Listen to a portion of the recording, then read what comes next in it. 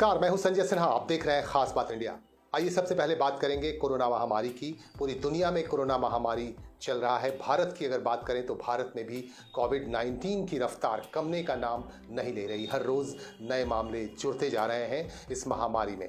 और आपको बता दूं कि आज एक बयान आ रहा है हू की तरफ से, वर्ल्ड हेल्थ ऑर्गेनाइजेशन की तरफ से। वर्ल्ड हेल्थ ऑर्गेनाइजेशन का ये कहना है कि इससे बड़ी महामारी से भी जूझने के लिए तैयार रहना होगा दुनिया को। इसीलिए बहुत ज़्यादा अलर्ट रहने की ज़रूरत है। हालांकि कोरोना पर ही कंट्रोल नहीं किया जा पा रहा है अभी तक वैक्सीन नहीं आ पाया है। बहरहाल हू का ये कहना है कि इससे बड़ी महामारी के लिए भी दुनिया तैयार रहे। आइए हम बात करें पुलिस डे की। पश्चिम बंगाल में पुलिस डे 1 सितंबर को होना था, लेकिन 1 सितंबर को नहीं हो पाया क्योंकि पूर्व राष्ट्रपति प्रणब मुखर्जी का देहांत हो गया। उनके देहांत के कारण 8 सितंबर को पश्चिम बंगाल में पुलिस डे मनाया गया। आज भी पूरे राज्य में पुलिस डे का आयोजन किया गया और आपको लिए चलेंगे आसनसोल दुर्गापुर पुलिस कमिश्नरेट के पांडवेश्वर थाना, जहां पुलिस डे के मौके पर कई तरह के कार्यक्रम किए गए। पश्चिम बंगाल में आज मंगलवार को पुलिस दिवस मनाया गया। राज्य स्तर पर इसे मनाया गया। मुख्यमंत्री ममता बनर्जी ने 1 सितंबर को पुलिस डे मनाए जाने की घोषणा की थी, लेकिन पूर्व राष्ट्रपति प्रणब मुखर्जी के निधन के कारण इसे 8 सितंबर को मनाया गया। ये दृश्य आसनसोल दुर्गापुर पुलिस के पांडवेश्वर थाने का है। यहाँ पुलिस दिवस के मौके पर सेफ ड्राइव सेफ लाइफ पर प्रकाश डाला गया। साथ ही पुलिस अधिकारियों ने वृक्ष भी लगाए। इस मौके पर मौजूद थे एसीपी ईस्ट सपन दत्त, सीआई देवज्योति साहा, बीडीओ कौशिक समाददार, पांडवेश्वर थाना प्रभारी संजीव दे सहित अन्य पुलिस अधिकारीगण। एसीपी ईस्ट ने कहा कि वाहन चलाते वक्त बेहद सावधान रहने की जरूरत है, क्योंकि लापरवाही के कारण बाइक चालक दुर्घटना के शिकार ज्यादातर होते हैं। खास बात इंडिया, पांडवेश्वर।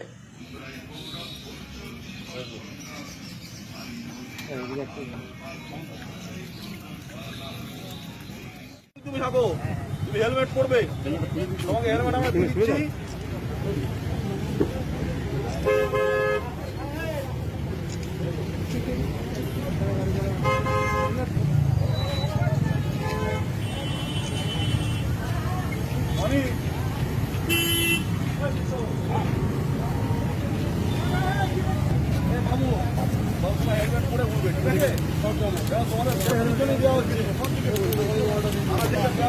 উদযাপন করছি। বিভিন্ন থানায় বিভিন্ন ধরনের প্রোগ্রাম করে আমরা এই ডেটাকে উদযাপন করছি। আজকে পাণ্ডবেশ্বর থানা বৃক্ষরোপণ প্লাস হেলমেট বিতরণ দিয়ে এই অনুষ্ঠানটা করছে। তো আমি আশা রাখবো যে পুলিশ ডে প্রত্যেকবারই আমরা এভাবে বিভিন্ন ধরনের সমাজমূলক কাজ করে জনসাধারণের আরও কাছে নিতে পারি। ধন্যবাদ। फर्ज कीजिए आप सड़क पर बाइक लेकर जा रहे हैं, आपके चलते चलते बीच सड़क पर एक बड़ा गड्ढा बन गया, तो कैसा लगेगा आपको? कुछ ऐसा ही हुआ बंगाल के रानीगंज शहर में। रानीगंज के 60 फुट रोड में ऐसा ही हुआ आज सुबह और एक 5 फुट का गड्ढा बन गया, जिसकी वजह से यहाँ के लोग खासे दहशत में आ गए। आपको बता दूं कि इससे पहले भी इस इलाके में गड्ढा हो चुका है, लेकिन एक बार फिर से ऐसा होने पर लोगों में काफी डर पसर गया है। बंगाल के रानीगंज में सड़क पर गोफ बन जाने के कारण दहशत पसर गया है। मंगलवार की सुबह रानीगंज के शिशु बगान इलाके में 60 नंबर राष्ट्रीय राजमार्ग पर एक 5 फुट का गड्ढा हो गया। सड़क पर 5 फुट का गड्ढा होने से आसपास के लोग खासे दहशत में आ गए। इससे पहले भी इस इलाके में एक गड्ढा हो चुका है, बाद में उसे भर दिया गया। आज फिर गड्ढा होते ही आसनसोल नगर निगम के एमआईसी दिव्येंदु भगत यहां पहुंचे और पूरी घटना का जायजा लिया। इसके तुरंत बाद सड़क पर बैरिकेड कर दिया गया। कहा जाता है कि अंग्रेजों के जमाने में यहां एक बड़ा हाई ड्रेन हुआ करता था। बहरहाल गड्ढे को भर दिया जाएगा, लेकिन इसका स्थायी समाधान भी बेहद जरूरी है। खास बात इंडिया, रानीगंज।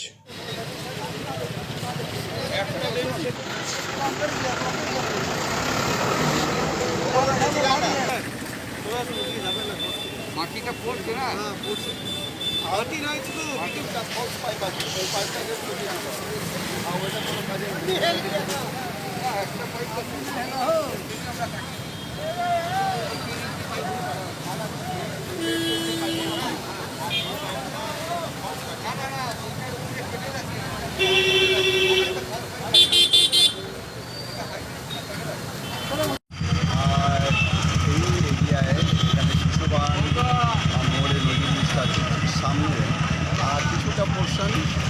ছিঁড় ধরেছে।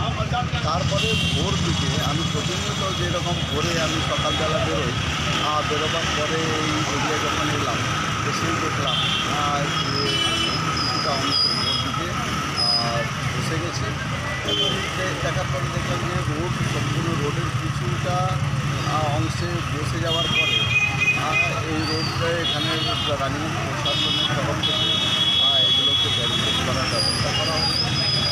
আর এই সঙ্গে আমি রানিয়াম বড়ো এবং ন্যাশনাল হাইওয়ে অথরিটির সঙ্গে কথা বলি আর যত দ্রুত সম্ভব এইটাকে আমরা চেষ্টা করছি যে কীভাবে তাড়াতাড়ি রিপেয়ারিং করা যেতে পারে আর রিপেয়ারিং করে এই কাজটাকে আমরা সম্পূর্ণ করব। আর এটা ব্রিটিশ আমলের খুব পুরনো একটা হাই ড্রেন আছে এবং টোটাল ব্রিজটা আর্চ দিয়ে তৈরি করা আছে। যে অংশটা যে পোর্শনটা কিছুদিন আগে রিপেয়ারিং হয়েছিল আর তারপরে কিছু পোর্শন আবার বসে গেছে। এই নিয়ে 3বার এই ধরনের ঘটনা ঘটেছে। पश्चिम बंगाल में भी चुनाव नजदीक है, लिहाजा तमाम राजनीतिक दलों की सक्रियता बढ़ गई है। तृणमूल कांग्रेस की तरफ से आज आसनसोल शहर में एक विरोध रैली निकाली गई। इस रैली का नेतृत्व कर रहे थे युवा टीएमसी नेता अभिजीत घटक और इस रैली में जमकर कोसा गया केंद्र सरकार की नीतियों को। तृणमूल कांग्रेस की तरफ से आसनसोल में मंगलवार को एक प्रतिवाद सभा की गई। आसनसोल में युवा टीएमसी नेता अभिजीत घटक के नेतृत्व में एक रैली भी निकाली गई। तृणमूल भवन से निकली रैली में सैकड़ों की तादाद में समर्थक मौजूद थे। सभी ने केंद्र सरकार की दुर्नीतियों के खिलाफ नारेबाजी की। युवा नेता अभिजीत घटक ने केंद्र सरकार को आड़े हाथों लिया। खास बात इंडिया, आसनसोल।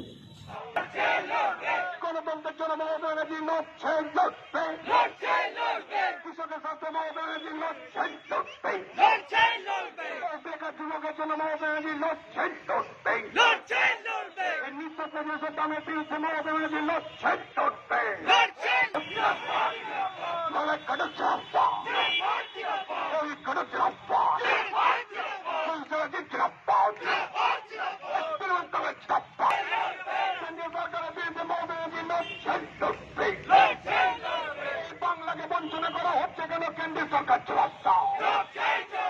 বাংলাকে বঞ্চনা করা হচ্ছে কেন কেন্দ্রীয় সরকার জবাব দাও। আমফানের টাকা দেওয়া হয়নি কেন?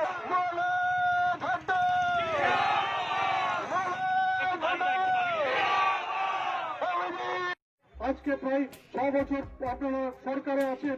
এই 6 বছর পর আমরা ভারতবর্ষের মানুষকে, আমরা বাংলার মানুষকে একটাই কথা বলতে চাই, যদি বাংলার মানুষকে আচ্ছেদিত দেখতে হয়, যদি ভারতবর্ষের মানুষকে আচ্ছেদিত দেখতে হয়, তাহলে আমাদেরকে সব থেকে আগে যে কাজটা করতে হবে সেটা কেন্দ্রীয় সরকারকে, বিজেপি সরকারকে সরিয়ে দিয়ে, মোদীকে প্রধানমন্ত্রী থেকে সরিয়ে দিয়ে আমরা যদি তাকে প্রধানমন্ত্রী থেকে গদি থেকে সরিয়ে দিতে পারি তাহলে একমাত্র কিন্তু ভারতবর্ষে আচ্ছে দিন আসবে, বাংলার মানুষের আচ্ছে দিন আসবে।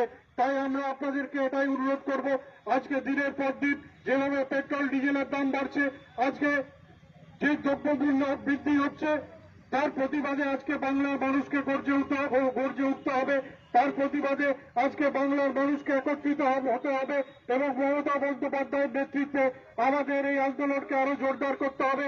আমাদের রাজ্যের পাওনা, আমাদের বাংলার মানুষের পাওনা আমরা আদায় করে ছাড়ব এবং আমরা দিল্লি সরকারকে বাধ্য করব যে তারা যেন বাংলার মানুষের যেটা পাওনা সেটা যেন তারা দিতে বাধ্য হয়। আমরা এই প্রতিবাদ মিছিলে যারা অংশগ্রহণ করেছেন তাদের সকলকে ধন্যবাদ জানাই। আপনাদের সহযোগিতায় আমরা এই কর্মসূচি সফল করতে পেরেছি। कहते हैं रक्त की एक एक बूंद काफी कीमती होती है। इसके एक बूंद से भी किसी की जान बचाई जा सकती है। इसे देखते हुए आसनसोल नगर निगम ने एक अभियान शुरू किया है आसनसोल राइजिंग के नाम से।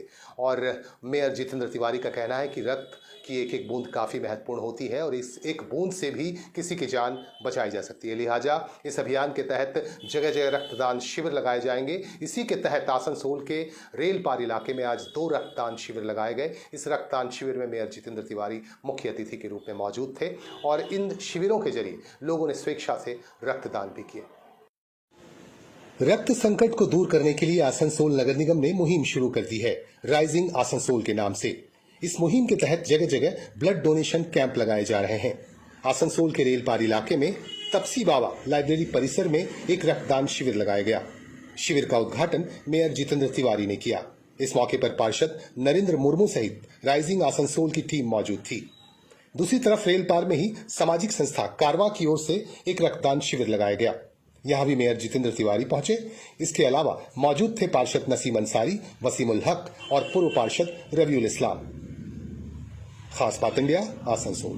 अपील की थी कि प्लीज राज्य के मुख्यमंत्री का जो सपना है कि खून के अभाव में किसी की मौत न हो, उनके सपने को साकार करने के लिए एवं साथ साथ हम अपने सामाजिक उत्तरदायित्वों का पालन करते हुए इस शिल्पांचल में खून की कमी न होने दें। और मुझे आज अच्छा लग रहा है कि उसके बाद से हर जगह युवा साथी आगे बढ़कर ब्लड डोनेशन कैंप का आयोजन कर रहे हैं। कारवा के इस प्रोग्राम में आसनसोल के महान नागरिक जितेंद्र तिवारी साहब ने अपना कीमती वक्त आज दिया है। दोस्तों, और मैं वक्त जाए किए बगैर अब अपने साथियों से गुजारिश करूंगा कि वो हमारे गेस्ट का बैच पोशी शुरू कर दे। अब मैं अरबाज हाशिम से गुजारिश करूंगा कि वो हमारे गेस्ट जनाब वसीमुल हक साहब को बैच पोशी करके उनका सम्मान करें। अहमद भाई से गुजारिश करूंगा कि वो हमारे गेस्ट आसनसोल म्युनिसिपल कॉर्पोरेशन, तालियां हो जाए भाई, जोरदार तालियां हो जाए। जोरदार तालियां हो जाए। नमस्कार। मंच पे जो भी गेस्ट हैं, मंच के सामने आप जो लोग हैं, आज से करीब एक सप्ताह पहले आसनसोल जो जिला हॉस्पिटल है उसके सुपरिटेंडेंट ने और जो ब्लड बैंक जो लोग देखते हैं उन्होंने ये कहा था कि आसनसोल में के ब्लड बैंक में अभी खून की बहुत कमी है और ब्लड डोनेशन कैंप का आयोजन यदि हर जगह हो तो लोगों की जिंदगी को बचाया जा सकता है। और उसके बाद मैंने मेयर के तौर पे आसनसोल के हर नौजवान साथियों से यह अपील की थी कि आप पश्चिम बंगाल के मुख्यमंत्री ममता बनर्जी का जो सपना है कि खून के अभाव में किसी की मौत न हो, उनके सपने को पूरा करने के लिए आइए हम सारे लोग मिलकर ब्लड डोनेशन कैंप का आयोजन करें।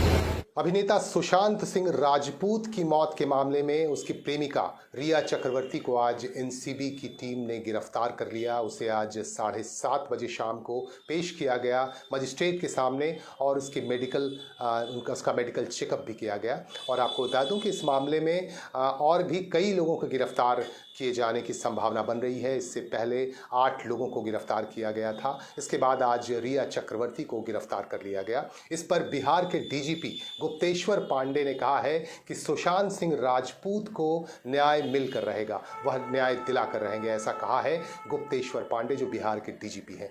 आइए इसके बाद हम आपको लिए चलेंगे एक बार फिर से बंगाल के रानीगंज में तृणमूल कांग्रेस की तरफ से एक सभा की गई। इस सभा के दौरान केंद्र सरकार की जन विरोधी नीतियों को जमकर कोसा गया। केंद्र सरकार की जो नीतियां हैं उन नीतियों पर बरसे यहाँ के नेता और इन्होंने कहा कि केंद्र सरकार जिस तरह का काम कर रही है, अर्थव्यवस्था का जिस तरह से डावाडोल अवस्था है, उसकी खिलाफत होनी ही चाहिए। रानीगंज में केंद्र सरकार की जनविरोधी नीतियों के खिलाफ एक सभा की गई। सभा के दौरान वक्ताओं ने केंद्र सरकार को जमकर कोसा और खराब अर्थव्यवस्था के लिए भाजपा सरकार को जिम्मेदार बताया। मौजूद थे नए ब्लॉक अध्यक्ष कांचन तिवारी, आलोक बोस और जिला युवा कमेटी के अध्यक्ष रूपेश यादव। खास बात इंडिया, रानीगंज।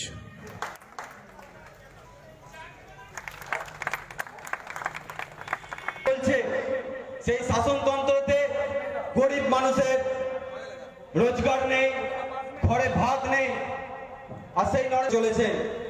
আপনারা প্রত্যেকেই জানেন বিগত কয়েক বছর ধরে আমাদের ভারতবর্ষে হাহাকার শুরু হয়েছে। আমরা 2014 পর ভারতবর্ষের প্রত্যেকটি মানুষ একটি বাচ্চা থেকে শুরু ভারতবর্ষের বুকে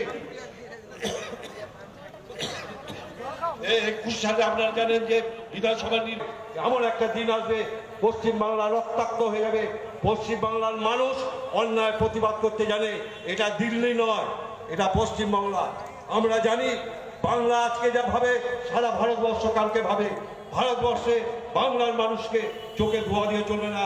বাংলার সাধারণ মানুষ তারা বোঝে কোনটা ভালো কোন।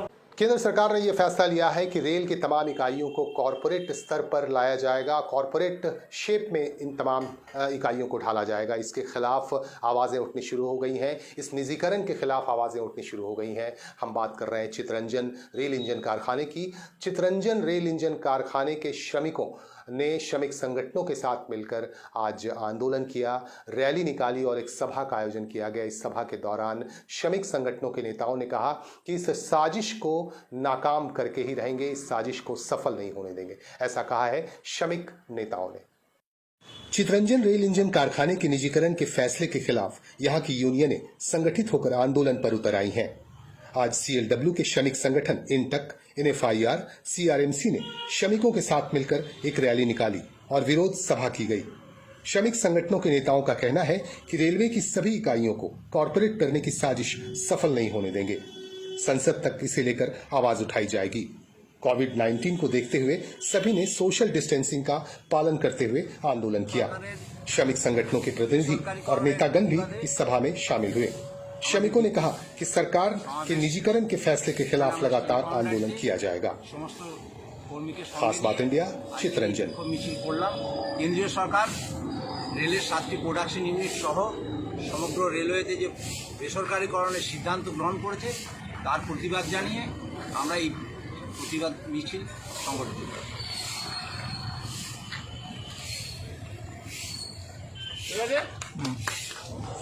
मित्रों, अगर आप खबरों के बीच रहना चाहता है, खबरों के साथ जुड़े रहना चाहते हैं, पल पल की खबरें रखना चाहते हैं देश, दुनिया और अपने शहर की, तो हमारे साथ जुड़े रहें। हमारे फेसबुक पेज को आप लाइक ज़रूर कर लें ताकि आप हमारे साथ जुड़े रह सकें, और आप हमारे यूट्यूब चैनल को भी सब्सक्राइब कर लें और पास के बेल आइकन को दबा दें ताकि आप तक हर नोटिफिकेशन पहुंचता रहे। हमारे दूसरे सोशल प्लेटफॉर्म्स पर भी आप हमारे साथ जुड़े रहें ताकि पल पल की खबरें आप तक पहुंचती रहें। हमारे साथ बने रहें और हमें दें इजाज़त।